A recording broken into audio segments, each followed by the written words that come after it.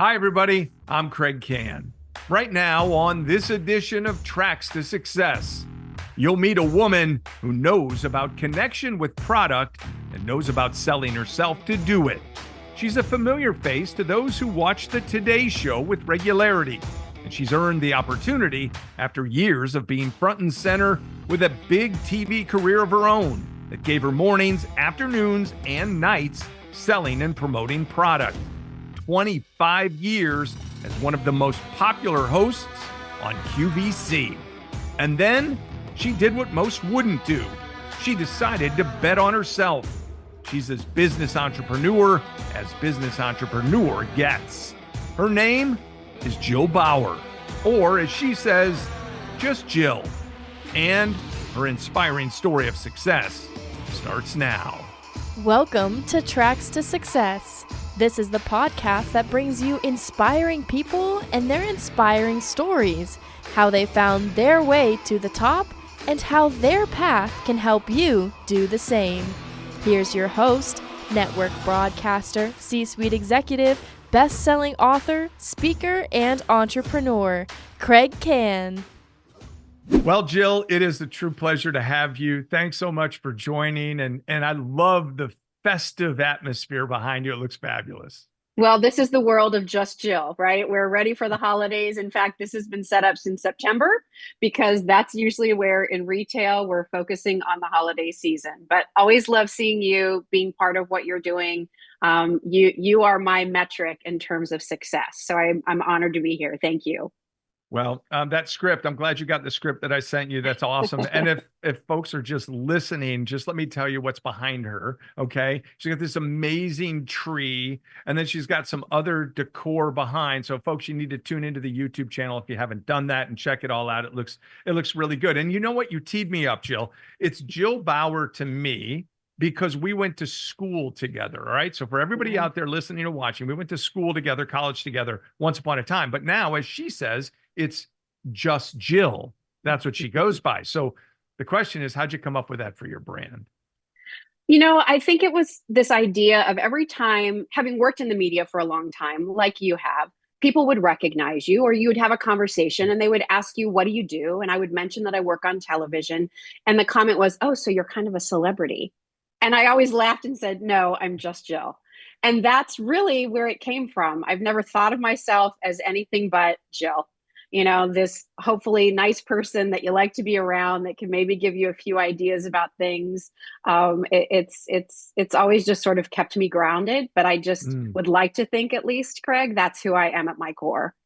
I love it. I love it. I tell people that all the time. I'm just your normal guy. I love college football. I love to be up on my rooftop with the grill, barbecuing, hanging out, watching sports. I read books. I'm not this guy that people might think something. It's really not that. It can be, but it's really not that. 25 years at QVC. And that's impressive beyond words in the TV industry today, before going out on your own and starting a business. And we're going to dive into all this and your tracks to success. But let me start with this. In your words, in the simplest terms, how in the world did you get there to QVC? I was willing to take a risk. And in the words of my dad, I took my shot. I was in local news. I was, doing something small, and I saw an opportunity. And while it was completely out of the box, it was a moment to say, why not? That's pretty good. I love to take your shot. And obviously, you just mentioned your dad. So I'm guessing he was one of your big mentors, the guy that pushed you. Or did you need anybody to drive you?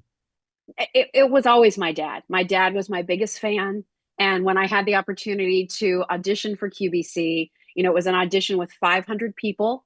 You had to pay your own airfare to get out there. I was in small market news, West Lafayette, Indiana at the time. The cost to fly out there with an overnight hotel and car was bigger than the credit limit on my credit card. And I, had this conversation with my dad and basically said, what if I do all of this and I don't even get anything? And his quote to me, exactly, I can hear him say it, I get goosebumps, Kraig, was, but oh, my dear, what if you do? It'll change your life forever. Go take your shot. That's So I awesome. did. So I That's did. awesome. So I did. And Yeah, it, it I was love great. that. I love that because ultimately it tells people don't be afraid to chase the dream and that Yeah. failure is really not a bad thing. And what Hmm. is, in fact, the definition of failure? It's not necessarily not getting your opportunity there because you might have gotten it somewhere else, right? Right. I mean, I think the win for me was that I got on that plane and I flew out to Westchester, Pennsylvania, and I flew into a big city like Philadelphia when I was kind of a country mouse to begin with, and found I mean, there were so many small wins Yeah. before the win, right? People might look at it and say, she got the gig, that's the win. But for me, on so many levels, because I was young, Kraig, I mean, I was 24, you know? I mean, this was such a new thing, and it was this national television thing. And while I first sort of poo-pooed the idea of home shopping, once I started watching it, it's like you probably would say this, it's so me. It's so me because I can go out and have fun and talk about this or that and do my own thing and live up to all of my teachers who said I talk too much in class. I had those teachers too. All right, so let's go back. Growing up, when you're a young kid, QVC didn't exist. I mean, it was the same for me. There was no Golf Channel or any of the things that I ended up doing back then. There was no Sirius XM radio or anything like that. So the fact that it didn't exist, but if you go back in time, would you have said to the 8-year-old or 10-year-old Jill Bauer, or just Jill as we're calling you now, would you have said that's perfect for you back then? Yes. I always knew somewhere inside of me that I would do something in media, always. Mhm. And when I went to high school, I was a sports writer. I really thought I was going to go into sports. I don't know if you ever knew that, but sports is really what was my driver. And, was the sports writer on the newspaper. I won some sports writing awards in California, state awards, county awards. Like that was going to be my gig. And I was going to go to Hmm. Mizzou and I was going to become a sports writer. And then I started learning about telling stories through different mediums. And I loved radio. That's where you and I met, the KBIA Mhm. Midday Report, right? We used to do that together. And I used to do the Yes, sports in the morning. I don't know if you remember that, but I would do I do. sports in the morning. I do. And I loved it. I loved sports. I was an athlete, not, a premier athlete, but I was good. So I understood sports. I was an only child. It was a way to bond with my dad. Like there's all these things that come in. And so I sort of always knew like that realm would be something for me, whether it was behind the scenes in front of the camera writing, I didn't know. And then when I got to Mizzou and we finally made it through the program, the journalism program at Mizzou, where you're working for an NBC station, I approached the sports people there about doing some stories. And I wasn't given the opportunity. And it was, think about it. This was the 80s. Women Yeah. weren't doing sports, they weren't the face of sports. And I had a choice. I could either really grind and, be grumpy about it and try to keep pushing my way to get something other than, 3 sentences around what was happening on a nothing day of sports. Or I went to our news director and I said, what do I have to do to get the lead story around here? And he said, you need to pivot and come to news. And so I did that. I was the, morning cut-in person for the Today Show. Remember those mid-morning cut-ins? Ah, I did the yes. Paul Pepper Show, which was a noon show, and I was the anchor there. I was the weekend anchor on KOMU, and I started to then do really crime beat reporting. My big story was there that I uncovered this scam at the Moberly Correctional Facility in Moberly, Missouri, a How do you men's remember prison, that? right? And but because that's Yeah. every every one of those moments, Kraig, was a step. And it was Yeah. a step that kept me going in a world that I loved, but filled with different opportunities. And I just jumped at all of them. Okay, so let's talk about that a little further. We'll put Mizzou on the side here. We don't need to turn this into a Mizzou fest, but I Yeah. will say this: when I was in school there were certain things that I felt like I took away from my college experience. And one of the biggest ones was the competitive nature of the environment that we were in, because everybody, yourself included, was really trying to vie for the same type of career or jobs. And you had to figure out what was going to get me over the hurdle, what was going to get me noticed, what was going to get me out there and be given that chance. So like-minded people, like-minded goals, lots of competition. And that helped me quite a bit. And so for those who are listening or watching to this, no matter what field they go into, I think there's a great benefit in that. What was your biggest takeaway from your college experience that helped you in becoming a professional? Well, I think two things. One, hard work will always pay off. So I think it's important to be the one who's there first thing, the last one to leave, always Mhm. double checking your work, doing above and beyond, because while you may be doing it for the job, you're really doing it for yourself. You're training Mhm. yourself that all of those details matter. And I think too, you have to follow that North Star inside of you that is guiding you to what you really want to do. And is there a passion there that's driving you? I was so passionate about news. I loved the idea of telling stories and meeting people and interviewing them and getting facts and crafting the story. That has never wavered in me. And I think if you look at the trajectory of my career, storytelling, what I love, has been at the heart of it all along. So I think Mm. really knowing who you are and what that passion is, on top of doing the hard work, those are the things that I think allowed me to have success for each of the next levels of my career. Okay, and that's amazing. I love that. I love where you just went with that.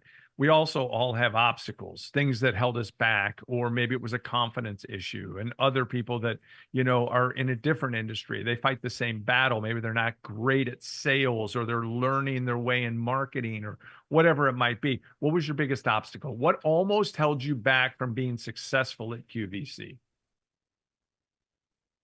Wow. Well, I think part of it, I think that as successful as I was there was always this undercurrent in me of imposter syndrome. Hmm. Am I really good enough? Do I really belong here? Do I really have what it takes?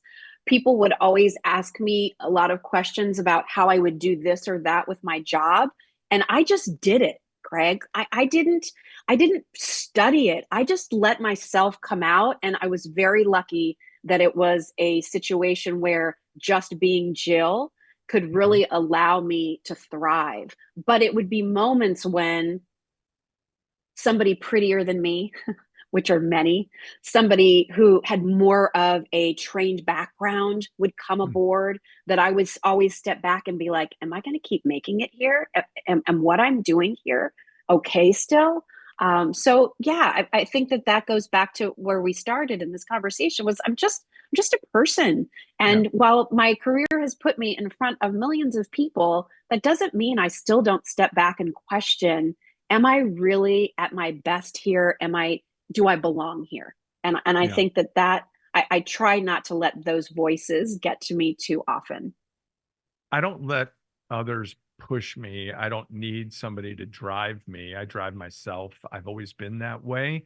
But a little nudge here and there, somebody might say something that they don't even realize lands, if you will, all Yeah. of a sudden pushes me to another level.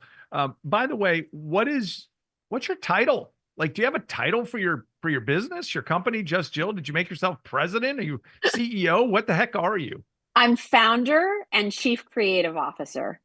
Okay, that's good. I like Chief Creative Officer. That's Yeah. really good. A quick minute to welcome a partner to the podcast and tell you about a great deal just for you. Here's a question. Do you wear hats? Of course you do. Then you need to know about Ahead. Ahead doesn't follow the trends, they set them, providing the best in headwear, styles, fabrications, and ornamentations for 25 years. And by listening to this podcast, you get a chance to save big. Visit aheadusashop.com and use the code TTS, that's Tracks to Success, to receive 20% off your order. That's aheadusashop.com and use the exclusive code TTS, 20% off, just for listening. We are talking with Jill Bauer, the founder and chief creative officer of Just Jill, big brand. So let's talk more about the network that built your brand, because it was QVC. How Absolutely. much pressure was there to sell? Because I guarantee you, so people that are listening to this, like, yeah, QVC. And there are a lot of people, I know you're going to push this thing out there. There are a lot of people that go, that's my Jill. That is my Jill. Okay. So how much pressure was there? In the beginning, when I was hired at QVC in 1993, the company was only 7 years old.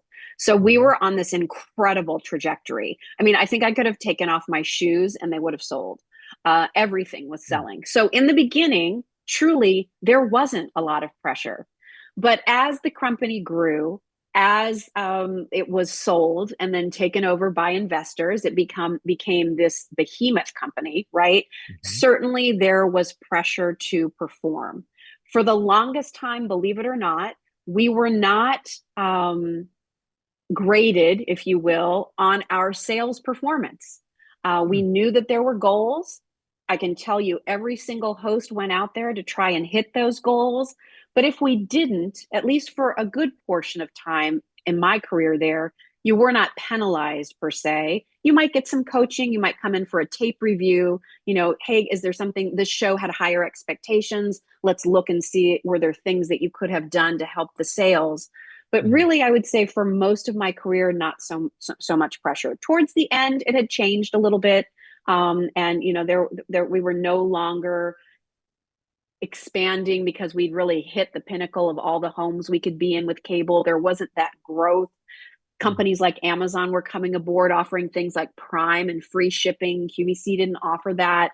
So there were all of these, like, what are we doing with this company? And I think then that's when the sales pressure started. But overall, really, believe it or not, they let us go out and be who we are and sell the products to our best ability. Okay. You've thrown metrics at me before. Maybe you can share some of those. I don't think people have an understanding truly of how much is sold on a QVC, but that's attached to you, right? You kind of know your numbers after 25 years, I'm guessing. Yes, yeah. Well, when I left QVC in 2019, I had sold over $3 billion worth of product, Did you say um, billion with a with a B. B? Yes. Okay. Staggering, right? Yeah. And you know, it was everything from kitchen goods to food to beauty products to clothing to collectible items. You know, when I started at QVC, 65% of their business was jewelry.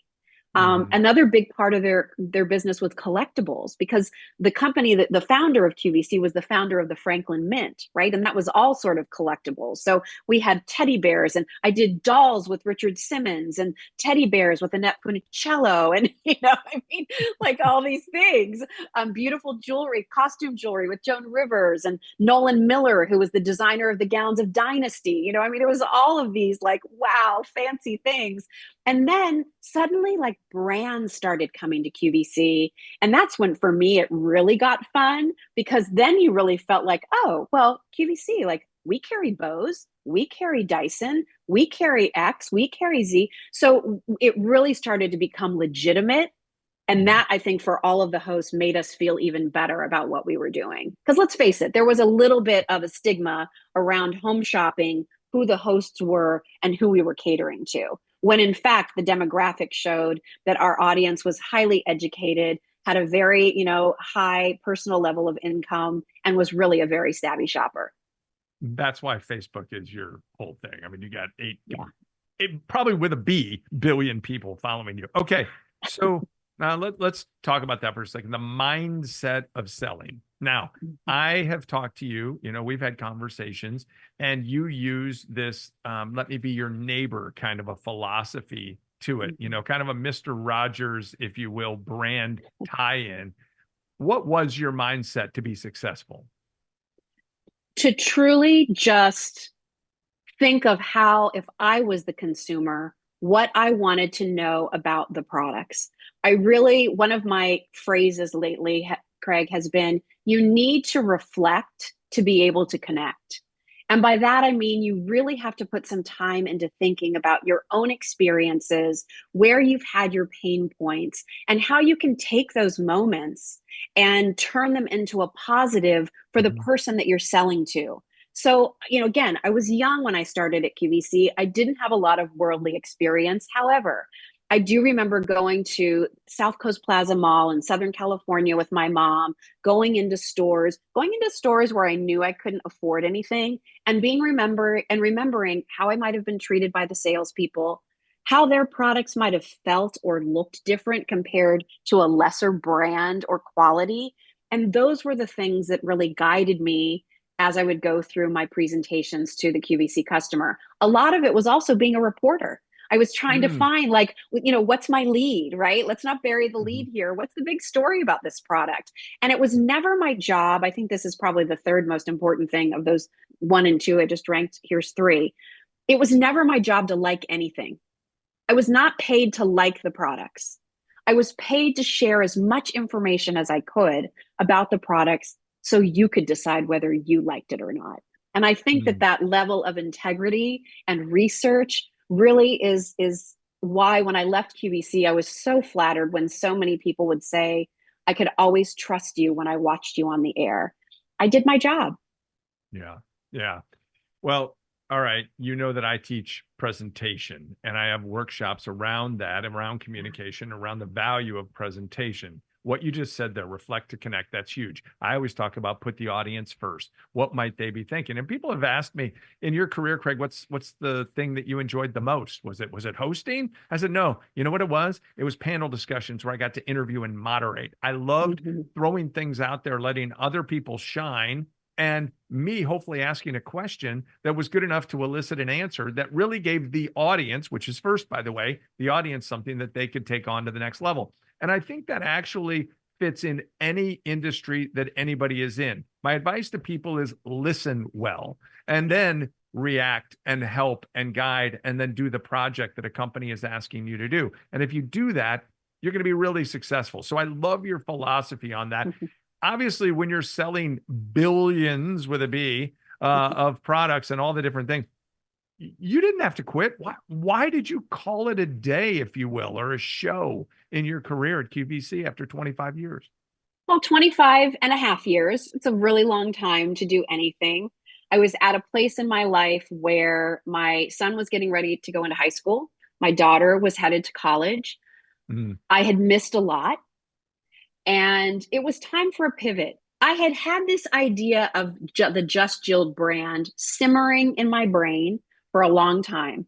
And there had been times previously that I had thought about leaving QVC, but it just seemed like the time was right.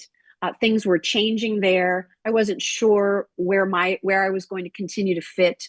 And so leaving QVC was an opportunity at the age of 51 to see what I could do with this Just Jill idea that had been sort of percolating in me for so long. it's awesome. I firmly believe that a lot of people truly do believe in themselves. They think they have great talent. They think they're really good at their job. They think they deserve to be paid more. They think that they deserve a promotion and a better title. But at the end of the day, you know what they won't do, Jill? They will not have what it takes to go out and truly bet on themselves. In other words, to say, I'm going to control my own destiny and I'm going to do this and I'm going to make me responsible for me. I'm going to become my own boss. I'm going to basically eat what I'm able to reel in from the big lake or the pond. A lot of people won't do that. You took that chance. How do you feel about it now? Well, it's been fantastic, but let's face it, being a small entrepreneur is not for the faint of heart. It's a Mhm. lot of hours. It's a lot of hard work. You stumble a lot. To leave QVC at 51 and try to jump into the social media space. I didn't know anything. I didn't know how to tag. I didn't understand a hashtag. I had to teach myself. My husband and I were just talking about it the other day. He said, "Hey, don't you remember? Like, you were up every day teaching yourself, watching YouTube videos on how to do these things, how to post." I didn't even know what SEO stood for. Like, I didn't know anything. But slowly but surely, I was able to connect with people on social media. I started the blog that led to the shop. That's sort of been the journey. But it all started with, that first day of waking up and saying, okay, so here we are. You are no longer Jill Bauer QVC. You are now just Jill. And what are we going to do with it? I mean, I taught myself how to build my first website. I just dove in. And because if you're going to do it, there has to be that fire. There has to be that you have to quiet the noise, and you just have to decide, I'm going to do it. Did you truly believe in yourself?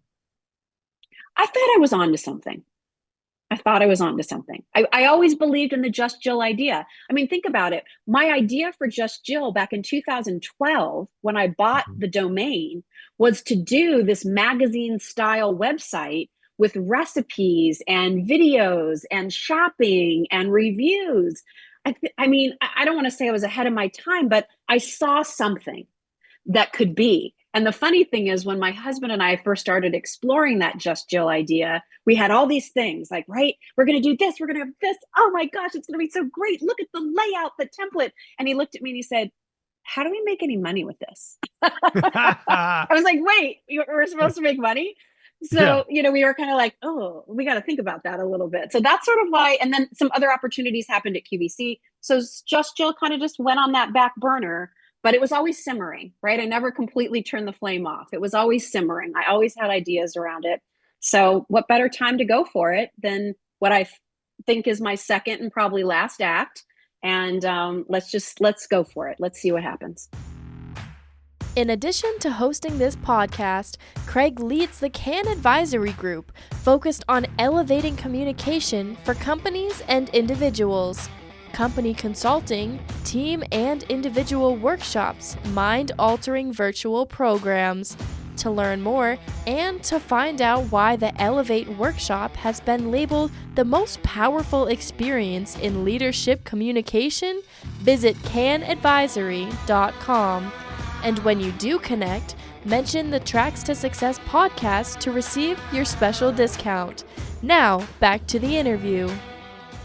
We are talking with Jill Bauer, aka Just Jill. We're going to have some fun right now. I know what your interests are, so we're going to kind of do a little bit of a rapid fire. All right. Let's have some fun, and you'll see how these things tie together. I know that you have always liked cooking and baking, correct? Yes. All always. right. So what is your recipe for true success for somebody?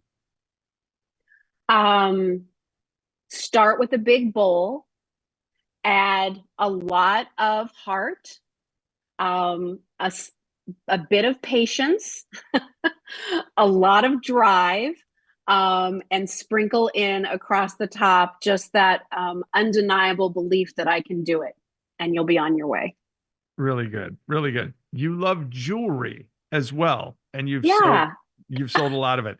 So what's the key to becoming a diamond in the rough, if you will, for an organization or a company? Oh, wow. Well, I think, frankly, I think every company is a diamond in the rough. What you have to find are the right people who know how to polish it and shine it up for you, right? So that's strong teams, that strong commitment, and the ability to look outside of something that may not look so pretty, but has a ton of potential. You love the home, right? Not the house, the home. And I know that about you, and you've talked about it many times in our conversation. So how does somebody become at home, if you will, in their job, in the place that they work? Well, I think the most important thing there is you have to have a reason for being there. Every day, you have to think to yourself, what am I going to do today that's going to make me feel good about the time that I'm putting in here? That also means that whether you're working from home or in a cubby or in an office, surround yourself with nice things too, because I think an environment that is inspiring also makes the workday easier. I also know you love sports because you brought it up. You wanted to be a sports reporter or a sports anchor. So the last one is this. If you love sports so much, how can sports tie in the competitive nature that somebody might be feeling to truly be successful or have the chance to go 4th and 5 for a new career, right? There's pressure there. Got to get it done. You've gone off on your own. Why is sports so important to people? Well, I think that there's two big lessons from sports for me. One is the concept of team. right? That you're not in it alone, and that you need a team to help support you. There's no I in team, as the saying goes. But I Mhm. also do think that with sports, what I learned was I was a pretty good athlete. All right. Okay. I was an all league softball player, had some opportunities to play at smaller colleges, but I wasn't as good as a lot of other people. And so I had to Mhm. work that much harder. And so I think it's always realizing, I don't know if that's humility. I don't know if that's just pragmatism, right? Being pragmatic. It's realizing that I'm going to have to work a little bit harder because I may not be as good as everybody else. But if I put in the work, nobody's going to outwork me. And that's Mhm. probably the reason why I'm going to be successful. Second baseman. Second baseman. Yep. That was a complete guess. Yeah. That was a Second complete baseman. guess. In That's fact, impressive. at my high school, the gal who played shortstop, we still hold the school record for most number of double plays turned. Impressive. Pretty All fun. right. By the way, who is your favorite baseball player of all time? Do you have one? Oh, my favorite baseball player of all time. Well, I grew up in Southern California, so I was Yeah, a I knew big that. fan of the Angels and the Dodgers. Sure. I always loved the catchers for some reason. I loved Steve Yeager and Brian Steve Downing. Yeager. Yeah. Right? Yeah, right. So those were favorites for sure. Okay. All right. That's fair. Okay. Let's talk about big celebrities for a second. You just rattled off some names of those who, worked with you on QVC. All right. Who are the favorite ones? Give me three that you were like, I can't believe I was standing next to this person doing this. Well, Joan Rivers, without a doubt, takes the number one spot. She was Okay. incredible. She was so kind to me, really took me under her wing. I'm the same age as her daughter, Melissa. So when I started, I mean, here I am, 25 years old, standing next to Joan Rivers, and she's teaching me about jewelry. She invited me to her home for Christmas Eve because she Wow. knew I couldn't fly home to be with my family. She took wonderful care of me. And while she could be very brash on the entertainment side of Joan, I can tell you, I had such wonderful, meaningful conversations with her in the green room. She was a friend. I was honored to be invited to her funeral. That was a very private list. Mm. She was a wonderful person, and let me tell you, talk about working hard. Nobody worked harder in show business than Joan Rivers. Mm. Nobody. Never seen anything like it. Okay. Give me another one. I loved Richard Simmons. He just passed away recently, and believe it or not, I had recently reconnected with him, Kraig. We were Huh. emailing back and forth, which was incredible.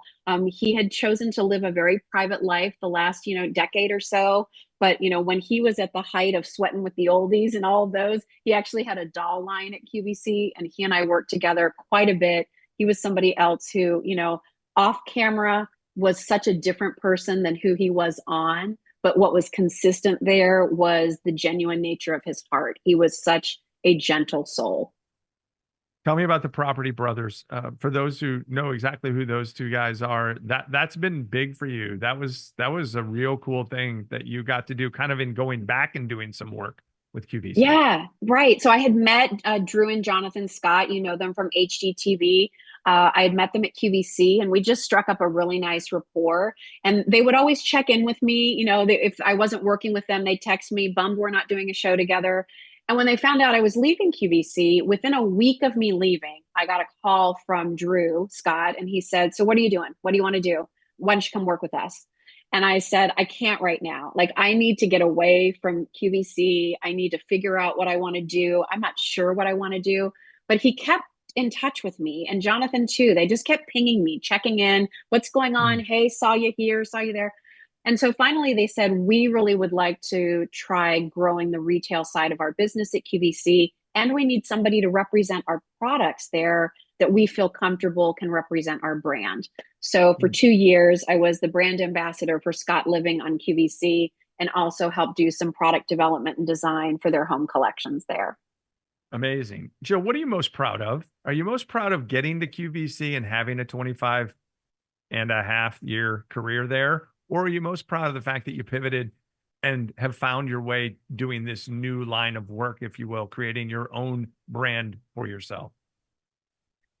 I mean, I'm proud of my career, period. But if I had to choose, I think the pivot to Just Jill is what I'm most proud of. I mean, I was proud when I got the job at QVC all those years ago and was very lucky that I had such a long career there. But, starting a business, trying something new, trying to stay relevant in television as a woman at the age of 51, not easy either. I really wasn't sure what was going to happen or if my days on traditional television were over. So the fact that I've been able to parlay into some really neat opportunities, that we've had some nice press coverage about what we're doing, that's pretty cool. I can totally relate to that. I think as I got toward approaching my 50s, you don't know what opportunities are going to come your way. But I have to admit that I started to think about what longevity meant to me, how long I might want to be on the Golf Channel or doing Right. network television, and what else might be out there. And I think it's impressive, for your story that you had those thoughts go in. And I tell people, never stop thinking, never stop soul searching, never stop journaling, never stop, coming up with ideation of where you might be able to go, because I think it's important to prepare for potential of a pivot before 911 happens and you have to do it because somebody shoved you there. I think that's Mm-hmm. important. And so I want to tie that into brand because you brought up that word. Now, you've represented a lot of brands. You just talked about the Property Brothers. How big is brand? And not just representing other people's brand, but representing your own brand and building that.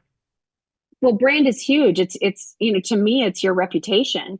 It's what you're known for. And as important as it was to the Property Brothers that they find somebody that represented their brand well, I can tell you, Jill Bauer, it was important to me that I associated with a brand that I felt good about too, right? Because I'm putting my name with them the same way that they're putting their name with me. So I think that, brand is all about who you are at the core. When you really sort of rip everything away, what's left standing there. And for my brand, I think it's approachable. I think my brand is friendly. I hope that there's a level of trust and fairness with the brand.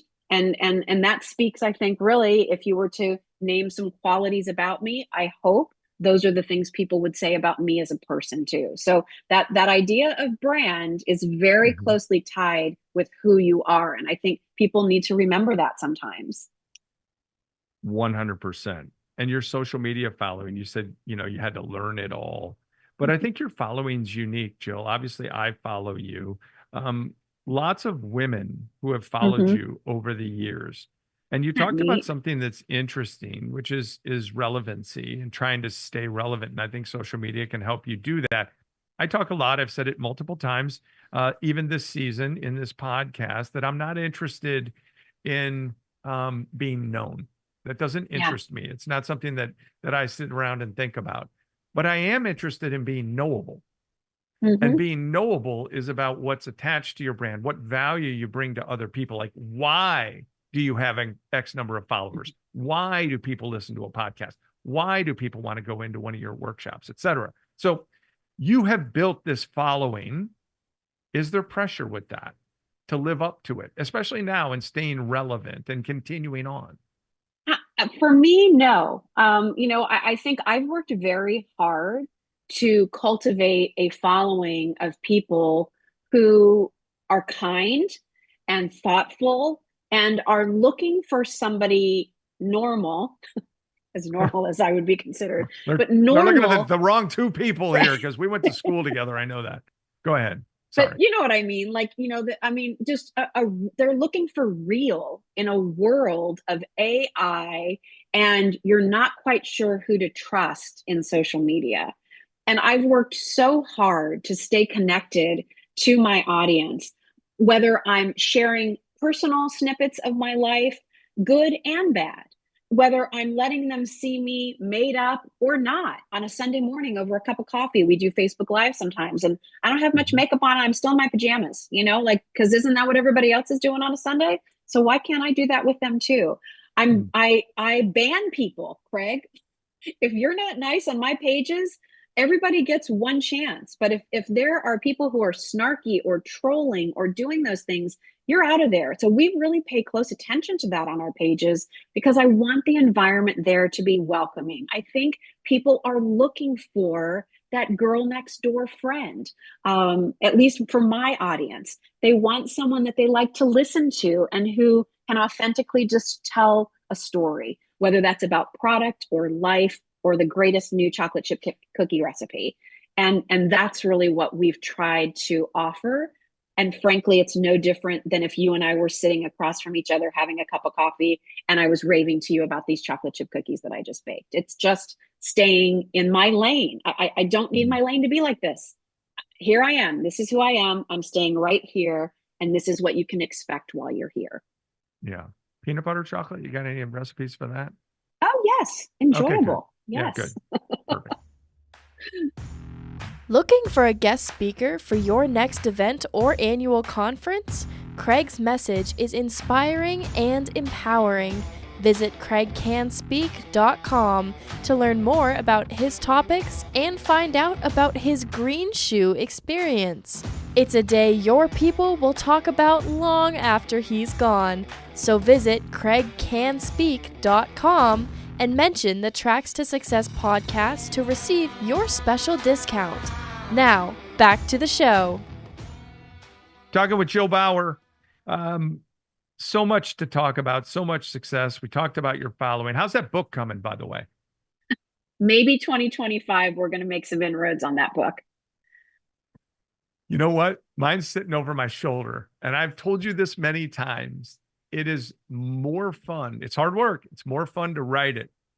And it's really fun to have people come up and say that they got something out of it. You have so much to offer. You need to get working on that. I know, by the way, the reason I asked you that is I know who could write the foreword for you. Okay. It's not me. It's Hoda Kotb, who you've spent time with on the Today Show and who I worked with a long time ago in Fort Myers. I always tell people, I've worked with this person and that person and this person. And when I got to anchor, when I was in Fort Myers, Hoda was my co-anchor. What's she like? How awesome is that to work with she's her? Incredible. I mean, she was so welcoming to me when I started doing segments on the Today Show. I was nobody in that realm, right? I mean, I just left QVC. The people in network news don't know who the people on QVC are, and I just had this opportunity. And she, from the minute she made eye contact with me, she was so wonderful. She's so real. Both she and Jenna were just a wonderful, wonderful support. And always really into my segments, which I loved. I really appreciated that because they're seeing a lot on a regular basis. So if I could, pique their interest or get I had no idea reaction from them, I knew that I was onto something. But what a wonderful experience. Hoda's tremendous. Okay, so I have a few things before we go. But before I get to my few things before we go, I want to give you the opportunity to tell people how they can find you. This is obviously going to run long after any holiday season or anything like that. How do they find Just Jill? Where do they get it? Well, if you're on social media, it's Just Jill Bauer. So we're on Facebook and Instagram and on YouTube. If you like blogs or home tips, recipes, justjill.com. And then I have a curated selection of products, including our own brand of candles and home fragrances and jewelry and home decor.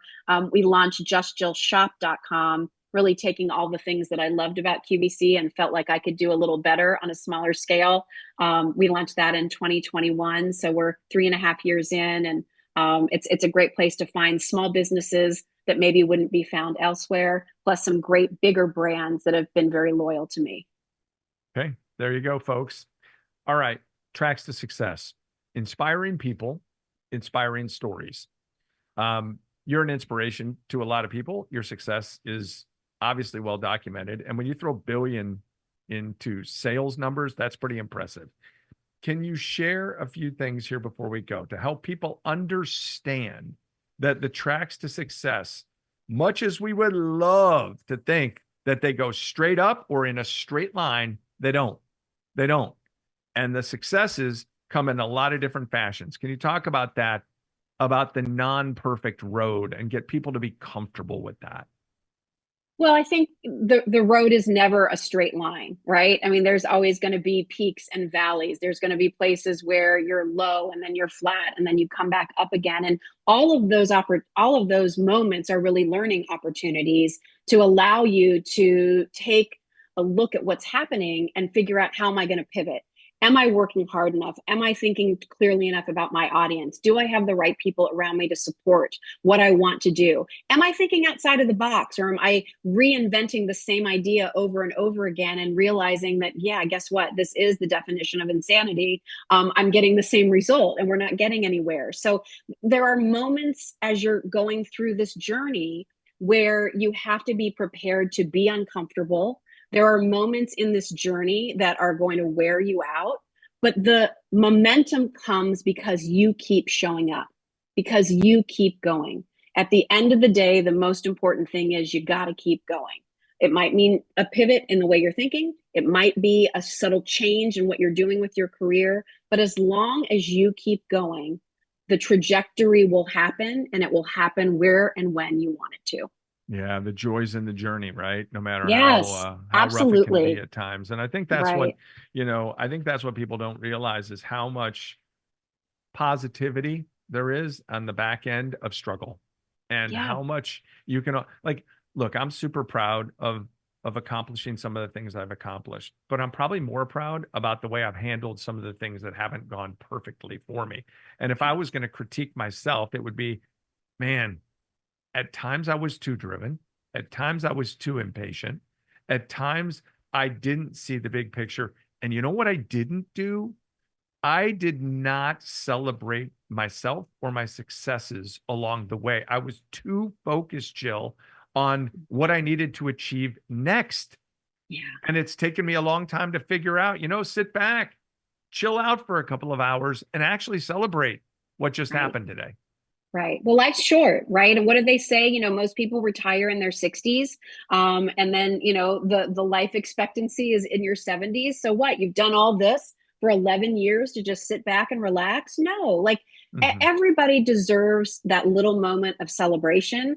Everybody deserves a moment to pause and breathe and take in what they're doing. And, like with Just Jill, I'll say, like, I don't even know what the destination is with this business and brand. I really don't. I'm just having so much fun with the journey, and it's taken us in directions we hadn't expected. And who knows where it's going to end up, but I'm okay with that because I'm really enjoying what I'm doing and sharing it with other people. Fabulous tee up for my final question, which is this. If you were in a workshop with me, and hopefully we'll do that someday, talking to people about the significance, the importance of building a personal brand for themselves. And some people are like, you know what? I don't need that. Okay. You might need it. Building a personal or professional brand that gets noticed for the right reasons. What would you tell them about the value in doing that? Well, it goes back to what we were talking about a little bit earlier. The value of a personal brand is allowing others to know who you are, what you're about, what they can expect, and what the win for them might be by being associated with your brand. So, it comes in at all levels. The personal brand comes in at all levels of whether you're just starting in a new position or job as a realtor, as a doctor, whatever it might be, or you're at the highest level. But who you are with that brand, what you've done, ultimately, you are creating the first handshake of trust with someone when you are really embracing the idea of this is who I am, this is what I do, this is what I represent. Who you are, what you do, what you represent. You've shared it all. This has been an awesome conversation. I expected nothing less than that. Thanks so much. I appreciate you being on Tracks to Success. Always great to see you, Kraig. Thanks for having me. Time now for our closing segment. We call it Getting Ahead. My thoughts on helping you find your track to success. And it's brought to you by Ahead. If you're looking for the best in headwear, Ahead has you covered. From a robust collegiate collection with more than 30 universities to choose from, to styles featuring golf legends Palmer, Nicklaus, and Sorenstam, to fits for all 6 teams in the new TGL Golf League, visit AheadUSAShop.com. That's AheadUSAShop.com and use code TTS at checkout. Receive 20% off your purchase. That's aheadusashop.com and code TTS for 20% off. So there you have it. Jill, as you can tell, had a whole world, a whole life, a whole career of selling. And that's what I want to focus on for a minute as we talk about getting ahead. For years, Jill sold and promoted brands, but her success was in large part, my opinion, due to two things, really. And she mentioned these words. One was trust, and the other is connection. Now, when it comes to getting ahead and finding success, those two words to me, they're pretty big. So let's talk about trust first. We have to get people to trust and believe in us. They attach our name to a brand, but why? It's because of the way we treat people. Trust is huge. Getting people to understand that if they line up with you, there's value in that. So trust is big. How do we get that? It's the second word. It's about connection. And the two are linked. We have to connect with people first before we can get them to trust us. Jill and I talked about the old line, "Won't you be my neighbor?" And that was kind of one of the things she used in being successful in sales on QVC. Getting people to feel like you might just be that person next door who's comfortable. You can lean over the fence and shake a hand or have a small conversation. So build trust, have that connection with people, and put it into play as well for the next project that you might have, for the next meeting that you might have. Stand in front of an audience and get them to trust what you're saying. Can people at the end of the day feel like they got to know you? Did they make a connection with you? And most importantly, did you make that connection with them? Audience first, always. Trust, connection. Do a lot of that, and your tracks to success will be a whole lot easier. Hope you enjoyed my conversation with Jill Bauer, or just Jill, as she says. Hope you'll stay connected and join me for the next edition of Tracks to Success. Don't forget to subscribe to the show for more great interviews and Kraig's thoughts on reaching your highest personal and professional summit. Find it wherever you get your podcast and on the Kraig Kann YouTube channel and kraigcanspeak.com.